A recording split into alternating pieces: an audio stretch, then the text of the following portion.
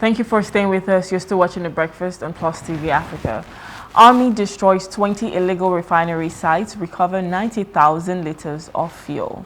The 6th Division Nigerian Army Port Harcourt says its troops have dismantled 20 illegal refining sites. They activated 21 boats used for the crime and recovered over 90,000 liters of stolen petroleum products in the ongoing anti-bunkering operations in the Niger Delta region. A statement issued in Port Harcourt at the weekend by the division's Deputy Director of Public Relations, Lieutenant Colonel Danjuma Jonah, said 8 suspects were arrested in the operations carried out from 23 to 29 December 2024. This was in addition to 3 locally made boats intercepted in the area in the process of loading crude from an abandoned world edge. 3 suspected oil thieves were arrested during this operation. Now, joining us to discuss this is Nick Agule. He's an energy expert. Good morning, sir. Thank you for joining us. Good morning, Rume, and good morning to our viewers globally. Good morning. All right, so I want to first get your own opinion or your own take on the bunkering, because this basically is just about bunkering. And when you go into the Niger Delta, when you go into the creeks, it is prevalent there. In fact, you hear of vandalization, a lot of vandalization, on the pipelines and stuff like that. But what's your take on this whole bunkering system in the Niger Delta? Thank you very much. So I have read the statement issued by the 6th Division of the Nigerian Army based in Port Harcourt. So I have 2 views about this. One, the Army is to be commended for at least taking action against these illegal refineries. Because not only are they polluting the environment, they are doing something dangerous. And the products that they refine are not of the highest quality, and they end up in engines, damaging the engines. But the Army and other security agents that have been mandated with the responsibility to protect the Niger Delta are also indicting themselves. How do I mean? First of all, where did these 90,000 liters of crude oil come from? And by the way, crude oil is measured in barrels, not liters. So where did these 90,000 come from? They must have been stolen. And where was the military architecture that is protecting the Niger Delta when this crude oil was being stolen? The oil companies that are producing this crude oil, they also know that their crude oil is being stolen. Because once you tap a pipeline, the control room knows automatically that the pressure on that pipeline has dropped. And once pressure dropped, it means the liquid inside the pipeline is leaking out. It could be leaking out because somebody is stealing it, or there is an integrity issue with the pipeline and it's leaking. Either way, there needs to be a response to it. If someone is stealing it, there needs to be a response to it. If it's leaking, like maybe the pipeline has been breached and is leaking into the environment, it also needs to be responded to. And that doesn't happen. And then we now go to these illegal refineries. Look, there is no way you can do this illegal refinery without giving yourself out. Because there is a huge bellow of smoke, black smoke, that is coming up from that site where you are cooking that crude oil. Are the military saying that they don't see it? They don't see those black smoke, right? And when they see the black smoke, do they respond to go and see what is the cause of that black smoke? And then frequently you see the military come out and do this grandstanding, making themselves look as if they are working, but putting forward these press conferences that actually add to nothing. Because they are indicting themselves. If they were doing their work, the crude oil will not be stolen in the first place. And even if it was stolen, immediately you start cooking it and the black smoke goes out into the atmosphere. They need to respond to it. And so for them to come out and be making these kind of statements when the environment has already been damaged, the crude oil has already been stolen, sometimes seems like a slap in our faces. So crude oil theft has been something that has been here like over time. Would you link this to poverty? The people in the creeks, obviously, maybe because they don't have enough, and that's the reason why they're doing this whole bunkering operations. Do you think you would, link it to poverty? Look, it will surprise you the caliber of people who are involved in this crude oil bunkering. The then governor of Rivers State, uh, His Excellency Nyesom Wike, accused the military high command directly that they were the ones who were actually either doing the bunkering by themselves or protecting the bunkerers. If a governor of a state can come out and say something like that in public, you should know that he has evidence to this. To back it up, yes. The private security that has been contracted by the federal government to also provide surveillance security around our oil installations in the Niger Delta, Tantita, yeah. they have also come out on several occasions to accuse the military of collaborating, or if not directly engaging in this bunkering. So there is no way you can bunker 90,000 if it is barrels of crude oil. And you know that crude oil, as we speak today, is selling for over $70 a barrel. You have money. And it is because they have money that they are able to even ensure that the security that is meant to protect the Niger Delta is looking the other way. And these things are happening. So the crude oil bunkering is a big business. I mean, how can a poor man bring a ship into Nigeria and load crude oil illegally and take it outside of Nigeria? And I'm making reference to the tanker that came to Nigeria, loaded 1 million barrels of crude oil, and was sailed away under the nose of our security. It was in Equatorial Guinea that it was intercepted. Rume, do you remember that incident? Yeah. Right?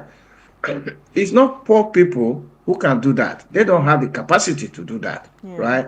So the issue of crude oil bunkering, illegal refining, and all of those activities in Nigeria go beyond poor people. Yeah. And the government is fully aware of these activities. The day the government wants this thing to finish, just like banditry in Nigeria, that is the day that it will finish. So far, I don't think there's sincerity or purpose on the side of the government to end these illegal activities. So, yes, like you rightly said, the people are not poor people. The people who are doing these operations, although they are sending the poor ones, because I don't think it's going to be, a man that has so much money that can bring a ship in, that would still go into the pipelines to vandalize it. So it seems like there's a syndicate, it's a cabal of people. So why is the government not trying their best to be able to put these people behind bars? Because at the end of the day, if there is not enough security and if they're not, prosecuting these people, then it would go on and on. Like I've said, it's been for a very long time. So at this point, why do you think the government is not trying their best to ensure that, they nab these people and prosecute them as well? It's only the government that is going to be able to answer that. Because we as Nigerians, we have handed over power to them. We have given money to them. We give them a budget every year. And we say, go and do this for us. And if they fail to do it, and by the way, you made a valid point that, yes, the sponsors of these illegal activities, crude oil bunkering, banditry, and all of that, they are not poor people, but they are using poor people to do this. So if we target the poor people, we are just dealing with the symptoms. You have to target the cause, and the cause are who are the people sending them, right? If you arrest those who are sending them and put them behind bars, that is when the activities will stop. Yeah. But if you simply go and arrest this one that the army say they arrested, without arresting their bosses, their bosses will send the next batch into the creeks, right? So it's only the government that can answer that question as to why Nigerians' expectations of the security architecture to deal with insecurity in Nigeria, whether it is crude oil bunkering, it's illegal refining, it is banditry, it's kidnapping, it's terrorism, it's ordinary, stealing here and there. But there's one thing, Mr. President at his media chat, the journalist gave him a very high platform to make it very clear to everybody within and outside Nigeria that he is ready to run Nigeria with the rule of law. And he bungled it, right? When they asked him that, look, they gave a background that President Buhari, he went and investigated the Security High Command. And the kind of things that came out from that investigation were nauseating, really nauseating. And they asked him, is he ready to also go in and see if these kind of things are still happening? And Mr. President said, no, he's not going there. By investigating them is like disrespecting the institution of the military. By basically giving them a blank check that you guys can go and do anything you want to do. I'm not coming after you. Whereas Mr. President should have used that platform to tell whoever, whether you are a general or you are a civilian, you are a big man, you are a poor man, you are anybody in Nigeria, that he, as president and commander-in-chief, having sworn on the constitution to rule Nigeria with the rule of law, that is going to go after anybody that commits a crime, regardless of your status in society. That is what you hear presidents say, but that didn't happen. So with that kind of atmosphere, you don't expect anything to happen in terms of bringing to book those who are responsible for these activities.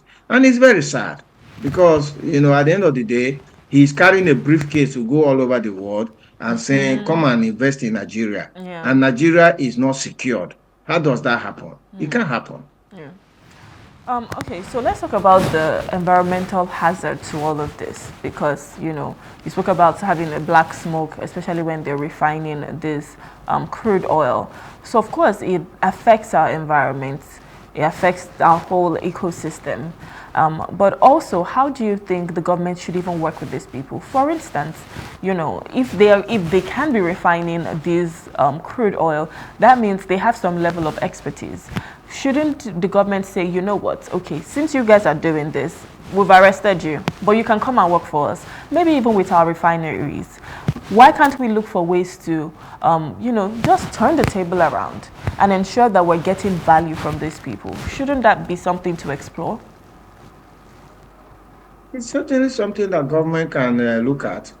I mean, if we can rehabilitate the terrorists in the north, and some of them even recruited into our armed forces, there's no reason why government cannot rehabilitate the hands that are being used to perpetrate illegal refining activities in the Niger Delta. But on the other side, it is also to tell you the simplicity of refining, right? There's nothing rocket science about the refining technology. That is why these guys are able to refine petroleum products. And that puts the spotlight on the Nigeria National Petroleum Company Limited as to why refining can be so easily done, that even the boys in the creeks are doing it. And yet, NNPCL, a company that is being funded with billions of dollars, is unable to get our 4 refineries working. Right. So that's another area, that's the fallout of all of this. So if Mr. President is serious about reforms, he should put his searchlight on the NNPCL, take our 4 refineries away from them, give it to private sector operators who can do it. And these private sector operators can actually recruit these hands that are being used to perpetrate these illegal activities in the Niger Delta and bring them into mainstream work. So with this 90,000 liters of fuel that they've been able to recover, what are they going to do with that? For instance, I think Customs seized a few liters of fuel, I think about that equated to about 27.5 million naira, and then there is an auction. They're going to be auctioning it for about 400 naira per liter. So with this, what is going to happen with this 90,000 liters of fuel now? Or should they do the same thing the way the customs is auctioning it? I think we just lost Agule's audio. Anyways, we're speaking about how the army has obviously destroyed about 20 illegal refineries and have recovered about 90,000 liters of fuel. And I was just having a conversation with Agule, speaking on, on the dangers first, on the environment with these illegal refineries, what the army is doing about it, and of course, kudos to the army for the operations, but of course, we need more security on that, because if bunkering is a big deal and has always been a big deal, a big challenge in fact in Nigeria, why is nobody doing anything about it? We know that there's the Tantita Services Limited, who are supposed to bring surveillance and security, especially when it comes to our crude oil and on the waters, the sea and all. But then of course a lot more needs to be done, because we're looking at illegal refineries, and of course when something is being cooked up, when the crude oil is being cooked up like this, you don't get the standard, the adequate standard that it requires for it to be fuel, PMS as we know it here, petrol, for it to get into our engines, our generators, our cars, for it to be used properly. But then of course these people in the creeks are still refining this doing the bunkering, obviously vandalizing the pipelines, getting the crude oil, bunkering, and then refining it illegally. But the syndicate, there's a syndicate to all of this. Obviously there are people who are sponsoring these illegal activities, and what we're just even discussing is the fact that why is the government not closing in on these people? Because I'm sure they have names, I'm sure they have intel, they have some level of information on the people who are sponsoring these activities. So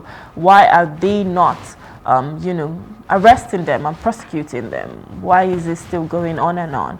But anyways, this is where we have to wrap it up on this segment. We'll go on a short break. When we return, we'll be discussing our next hot topics that talks about a safer road for Nigerians, especially going into 2025. Please stay with us.